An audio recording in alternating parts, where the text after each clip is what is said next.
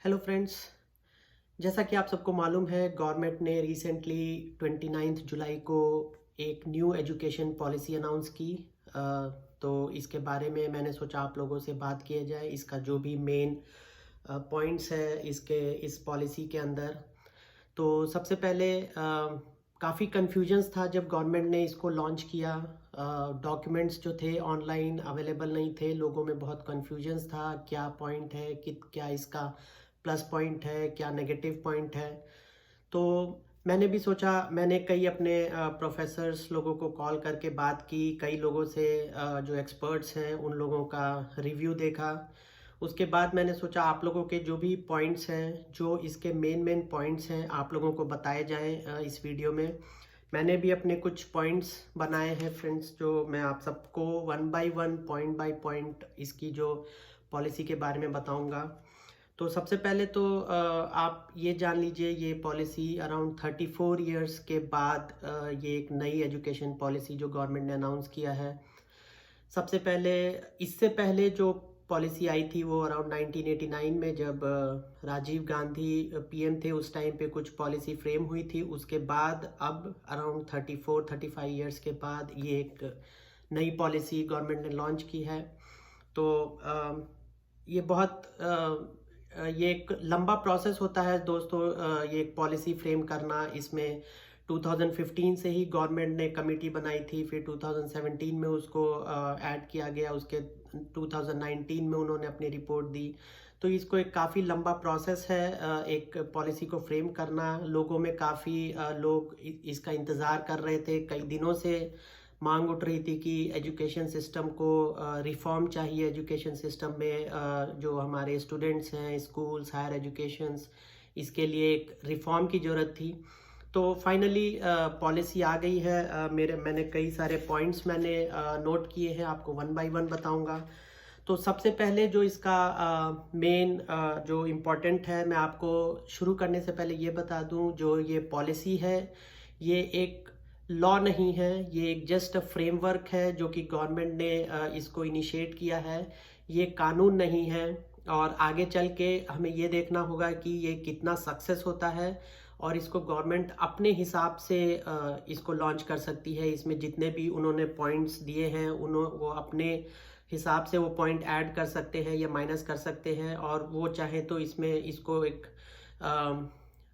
Keep aside इसको रख सकते हैं, और आने वाले कई सालों बाद भी इसको इम्प्लीमेंट कर सकते हैं। तो ये पूरा जो है ये गवर्नमेंट पे डिपेंड करता है कि वो इसको कैसे आगे लेके जाता है। तो सबसे पहले दोस्तों, जो इसका मेन पॉइंट है, जो कि इसको एजुकेशन सिस्टम में रिफॉर्म लाने की बात हुई थी।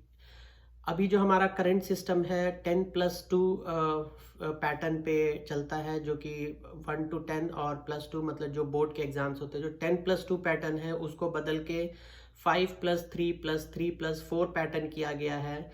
और इसमें एज लिमिट के हिसाब से, जो जैसे 3 to 8 ईयर्स है, 3 to 8 ईयर्स, 8 to 11, 11 to 14 और 14 to 18, ये एज ग्रुप्स के हिसाब से ये एक पैटर्न बदलने की कोशिश की गई है। ये एक बहुत ही अच्छा इनिशिएटिव है। इसमें जो हिसाब से जो भी इसका डिवीजन किया गया है, इसमें आगे चल के इसके जो स्टूडेंट्स के लिए काफ़ी अच्छा रहेगा। उसके बाद इसमें एक पॉइंट है लैंग्वेज। इसमें लैंग्वेज बैरियर को ख़त्म करने की कोशिश की गई है दोस्तों। जो अब 5th ग्रेड तक, 5th ग्रेड तक जितने भी जो स्कूल्स हैं वहाँ पे लोकल मदर टंग में आपको एजुकेशंस दी जा सकेगी। ये एक इसमें इनिशिएटिव लिया गया है। इसमें कई लोगों को इस पॉइंट पे ऑब्जेक्शन भी है कि जब ये एक जगह से दूसरे जगह ट्रैवल करेंगे तो उस वहाँ के बच्चे को काफ़ी परेशानी हो सकती है, लेकिन इसको एक पॉजिटिव वे में भी देख सकते हैं। तो इसमें लैंग्वेज बैरियर को जो है वो हटाना चाहा है गवर्नमेंट ने। दूसरा पॉइंट दोस्तों, इसमें मल्टी डिसिप्लिनरी एजुकेशन पे फोकस किया गया है। मतलब जो अब आपको जैसे पता होगा, अब एक आर्ट्स, साइंस, कॉमर्स के सेक्शन बने रहते हैं। इसके अब इसमें इन सेक्शंस को और लाइक ब्रॉडर इसको किया गया है। अब जो आर्ट्स स्ट्रीम के स्टूडेंट हैं वो चाहे तो कुछ सब्जेक्ट साइंस स्ट्रीम से, वो एक मल्टी डिसिप्लिनरी एजुकेशन कहा जा सकता है, इसको लिया गया है। ये एक बहुत, अब आर्ट्स का बच्चा अगर कोई है तो वो ऐसा नहीं है कि वो खाली आर्ट्स के ही दायरे में रहेगा, वो अपने सब्जेक्ट्स चेंज भी कर सकता है, वो चाहे तो दूसरे एजुकेशन को भी ले सकता है। तो इससे जो भी जो एक थिंकिंग एबिलिटी है स्टूडेंट्स में वो बढ़ेगी मेरे समझ से। अगला पॉइंट जो है इसमें जो मल्टीपल एंट्री एग्जिट पॉइंट इसमें दिया गया है।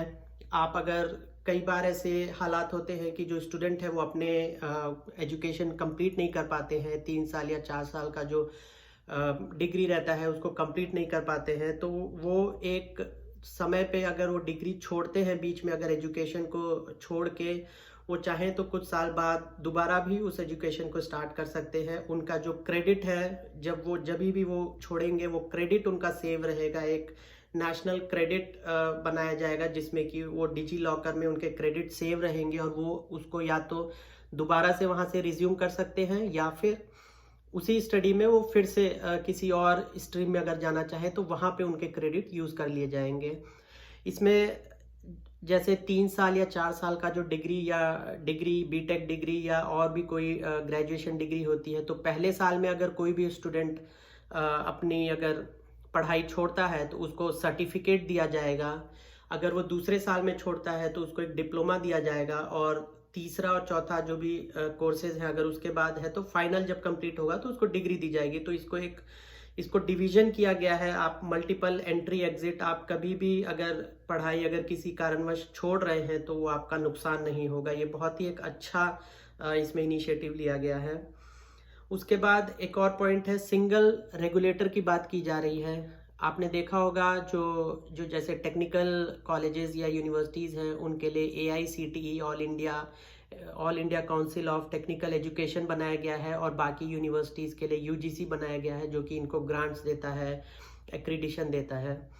ये सारे जितने भी मल्टीपल रेगुलेटर्स हैं इनको ख़त्म कर दिया गया है, मतलब UGC और AICTE अब नहीं रहेंगे। अब इनके जगह एक सिंगल रेगुलेटर का फीचर दिया गया है जिसको कि higher education council of India HECI को इसका नाम दे सकते हैं।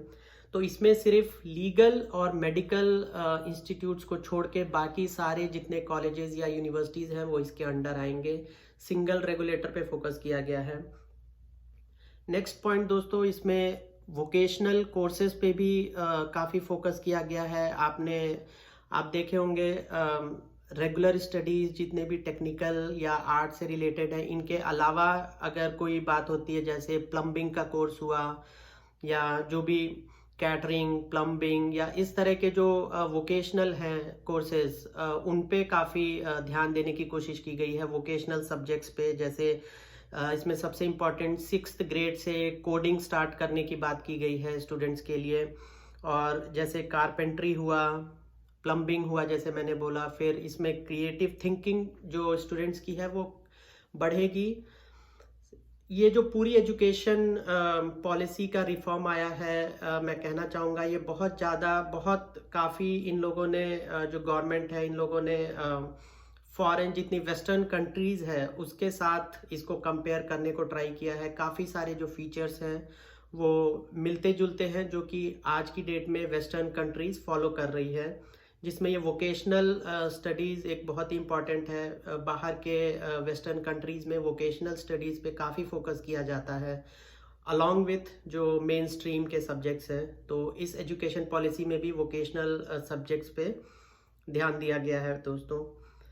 फिर जो रिपोर्ट कार्ड होता है, आपने देखा होगा जैसे ही कोई रिपोर्ट कार्ड आता है एक बहुत ही डर का माहौल रहता है स्टूडेंट्स में कि खाली 5 सब्जेक्ट्स हैं, 5 सब्जेक्ट्स के नंबर दे दिए जाते हैं, पास फेल ये सब मेंशन रहता है उसमें। एक स्ट्रेट फॉरवर्ड रिपोर्ट कार्ड आज तक हम लोग देखते आए हैं अपने चाइल्डहुड से लेकर।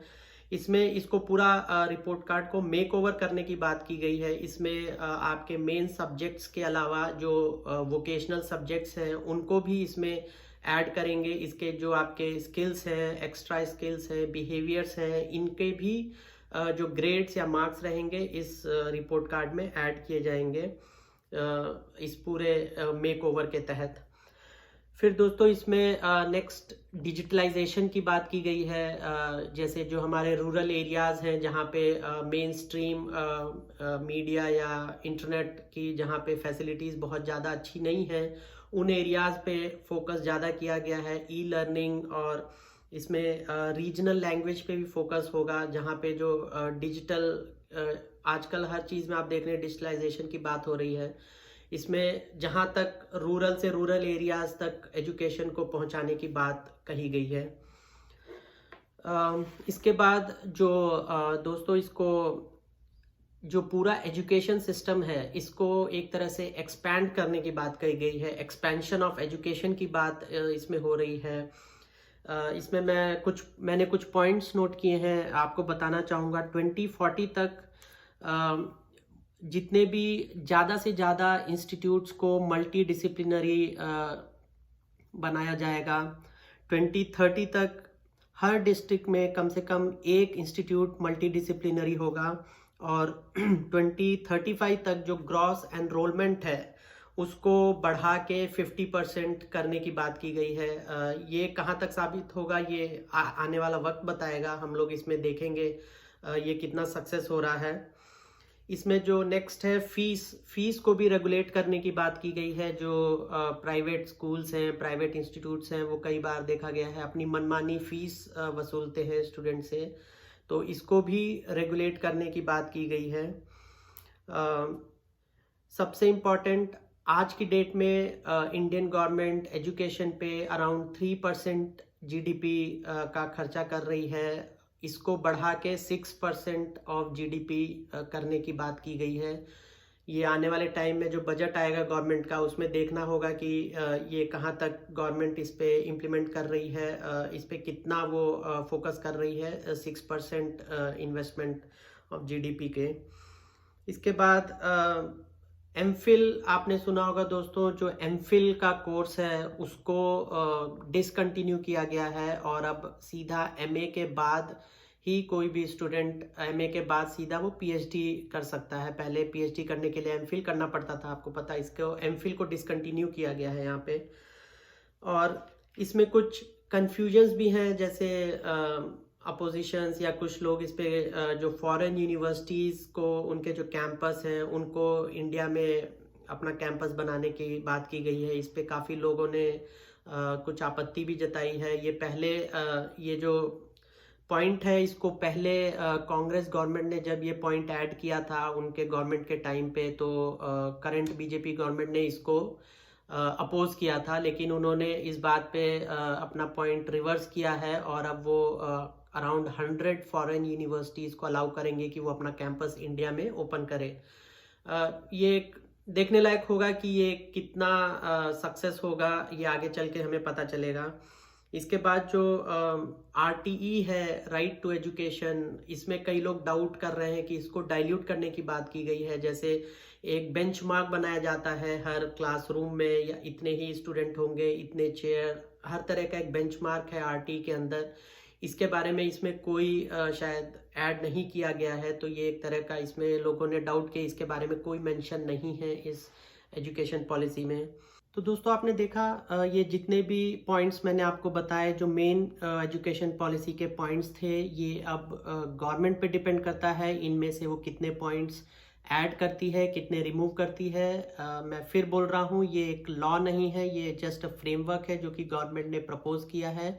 ये पूरा गवर्नमेंट के ऊपर डिपेंड करता है ये आने वाले समय में इसके कितना ईमानदारी से इसको लागू करती है।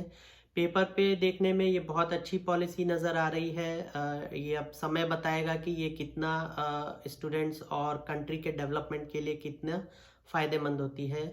फिलहाल अभी के लिए इतना ही। अगर आपको मेरा ये वीडियो अच्छा लगा, आप लोग मेरे चैनल को सब्सक्राइब कीजिए और अपने सजेशंस कमेंट बॉक्स में लिखिए, जिससे मैं आने वाले समय में और करंट अफेयर्स पे वीडियो बना सकूं।